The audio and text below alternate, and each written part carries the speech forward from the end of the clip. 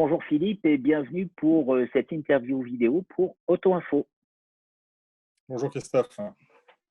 Alors, dis-moi Philippe, comment as-tu vécu cette crise Covid-19 et le confinement pendant cette période?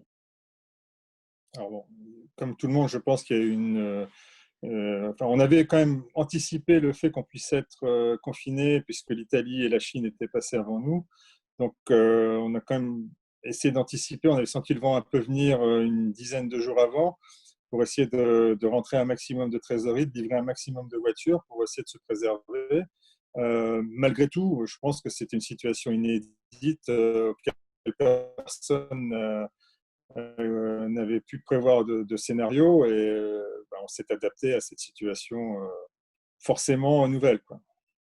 Donc le plus important pour nous a été c'était de garder le lien avec le client puisque faut avoir différentes stratégies et il y a eu différentes stratégies qui ont été mises en place. Certains ont complètement fermé, ont mis tout le monde au chômage partiel et ont réouvert quelques jours avant le 11 mai. Euh, Notre choix a été différent, ce n'était pas un choix financier. On a essayé de maintenir un lien avec le client en mettant en place un numéro d'urgence ne serait-ce que pour le personnel soignant et les gens qui continuent à travailler et à nous ravitailler, sur le plan alimentaire notamment. Et ça nous a permis de faire travailler un peu les équipes. Alors, il n'y a aucune rentabilité là-dessus, hein, puisque il aurait mieux valu les laisser au chômage partiel sur le plan financier. Cependant, on a joué la carte de la relation client et de la satisfaction client. Et ça nous a permis ça avait une autre vertu, ça nous a permis de continuer à travailler et donc de nous mettre en place un peu au fur et à mesure en vue de la réouverture du 11 mai. Et on Alors est d'ailleurs ouvert avant le 11 mai. justement, depuis cette réouverture du 11 mai, comment se déroule cette reprise sur l'ensemble de tes activités, vente, après-vente, VN, VO, comment se déroule cette reprise? Alors, bon, le fait d'avoir mis ce numéro d'urgence nous a assez vite fait toucher du doigt donc on allait avoir beaucoup de travail au niveau de la prévente, puisqu'on avait pas mal d'appels qui n'étaient pas des appels d'urgence, mais les gens, comme ils avaient le numéro, pour nous dire voilà, j'ai ma révision à faire, comment ça se passe, j'ai une intervention en garantie, comment ça se passe, etc. Donc, ça nous a permis, nous, déjà d'anticiper cette reprise. On n'a pas repris au 11 mai, on a repris 15 jours avant. Euh, Ça nous a permis aussi, c'est comme un peu comme tous les sportifs, de se remettre à l'entraînement et de faire rentrer les équipes progressivement. Et donc, on savait qu'on allait avoir un gros afflux au niveau de l'après-vente, ce qui se passe. Hein, aujourd'hui, les après-ventes sont pleins, ils tournent plutôt bien. C'est couplé en plus avec une période qui est généralement assez chargée en après-vente, qui est la période de pré-vacances, où malgré tout, les gens vont partir en vacances, qui plus est avec leur voiture, parce qu'ils ne partiront pas forcément à l'étranger, en tout cas moins loin que d'habitude. Ils ne prendront pas l'avion, donc voilà, ils vont certainement utiliser des moyens de transport individuels plus que les autres années. Et donc, on a un effet. Les après-ventes sont pleins. Au niveau du business commerce, ça va plutôt bien. J'avoue que le soir du 10 mai, j'étais moyennement rassuré, mais la première semaine de réouverture a été plutôt bonne, avec des clients qui avaient un peu changé leur habitude, c'est-à-dire qu'ils nous téléphonaient en disant voilà, je vais passer à telle heure, est-ce que c'est possible pour vous? Donc plutôt des clients sur rendez-vous, mais on a traité des commandes dès la première semaine, et ce, durant les 15 jours de mai. Ça s'est amplifié avec le plan de relance de l'État, qui a quand même une vertu de remettre un peu un spot sur notre profession et de refaire venir les gens en concession. Et c'est clair que depuis le 1er juin, ça se passe très bien. On n'a pas le droit de se plaindre. Au niveau du commerce, les affaires se font, que ce soit en véhicule neuf et généralement ce qui est quand même assez intéressant sur les véhicules en stock, puisque les opérations qui ont été mises en place par les constructeurs en relais du plan d'action du gouvernement sont plutôt sur les véhicules en stock. Et en vélo, c'est pareil. On a une activité vélo qui est soutenue. On est même en train d'anticiper peut-être le fait qu'on puisse manquer de matériel et qu'on puisse avoir des sous-approvisionnements un peu taris au niveau du VO. Quelle est ton opinion sur ce plan de relance automobile français?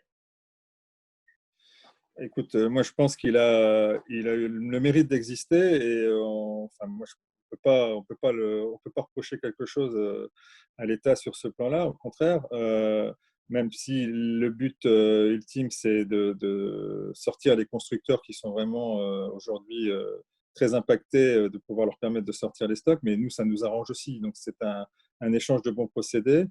Je pensais sincèrement que la prime à la conversion aurait plus de répercussions au niveau de nos achats. Aujourd'hui, ça correspond entre 15 et 20% de nos achats sur les marques généralistes, qui sont les marques qui sont concernées par cette prime à la conversion. Les marques premium le sont moins.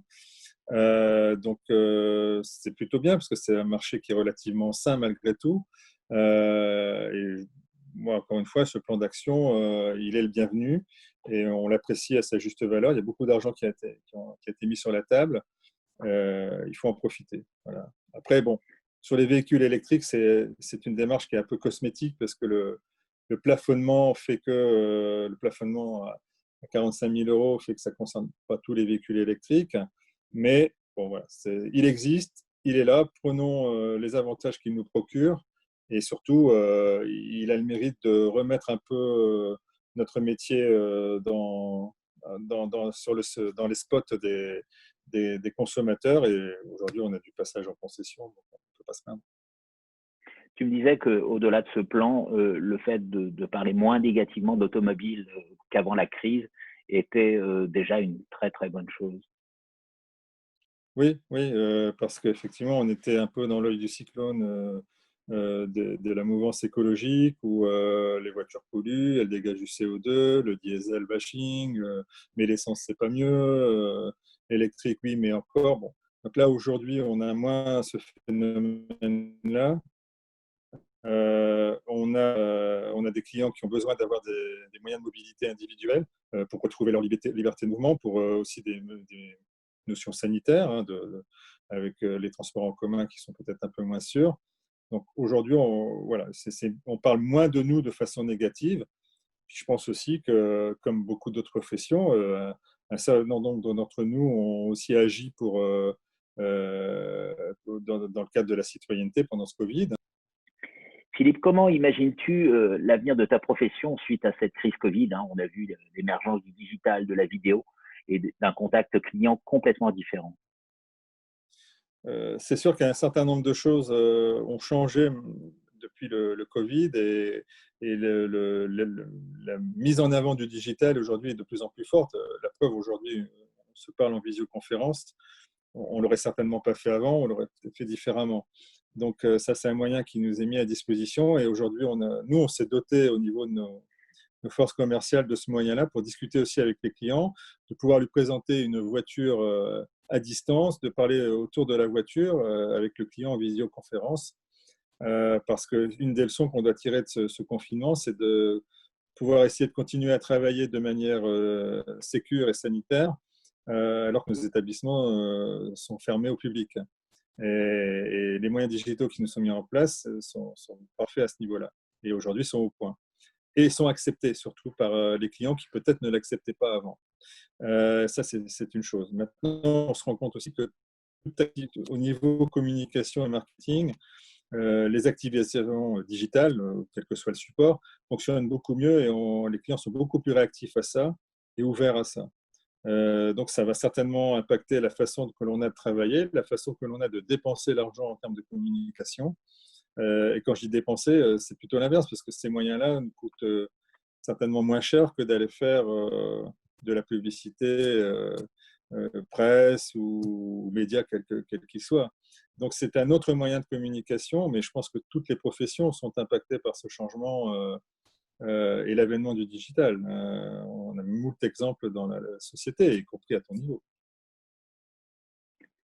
Merci beaucoup Philippe et je te donne rendez-vous le 8 septembre lors de la cérémonie des masters que nous organisons en réel, voilà, puisque tu appartiens cette année au comité des distributeurs des masters notamment. Merci beaucoup Philippe. Merci Christophe.